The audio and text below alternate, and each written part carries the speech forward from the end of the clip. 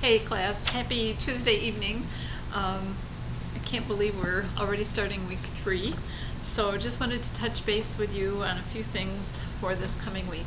First of all, thank you for your discussion and your answers to the question this week. Great improvement, and I really appreciate the work that you put into that to make it better.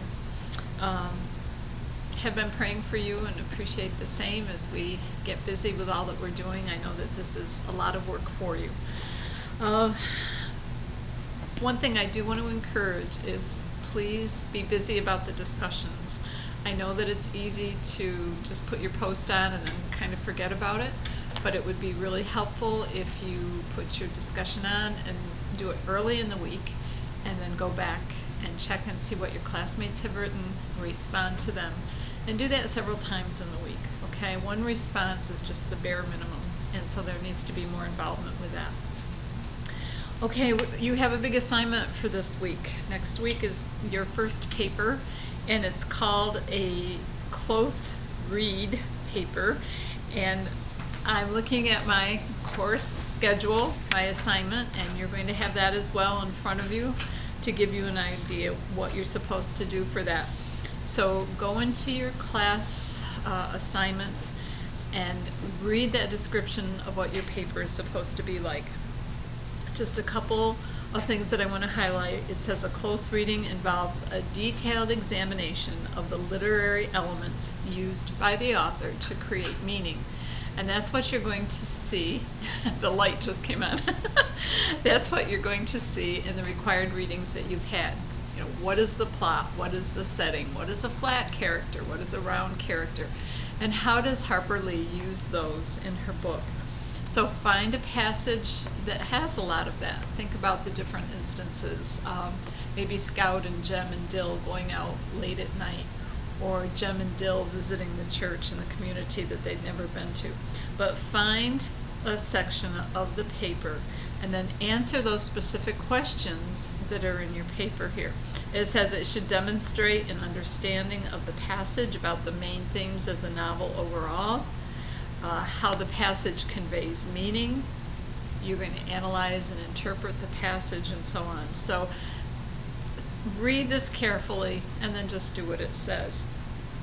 Also, MLA format, very, very important for the submission. I would suggest if you're having challenges with this, type it up as a Word document first.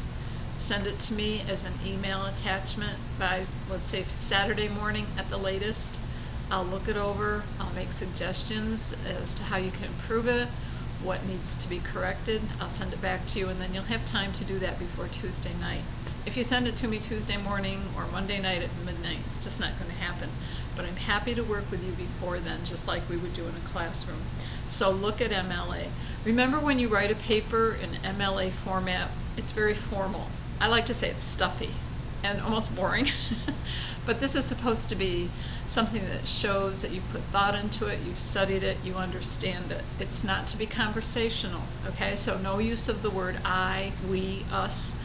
It's written in a more third-person style.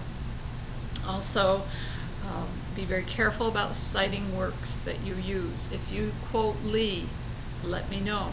If you use another source, that's fine, but you have to give credit to that author, both within the text and within your works cited page. Remember, at the end of the paper, it's not a bibliography, it's works cited.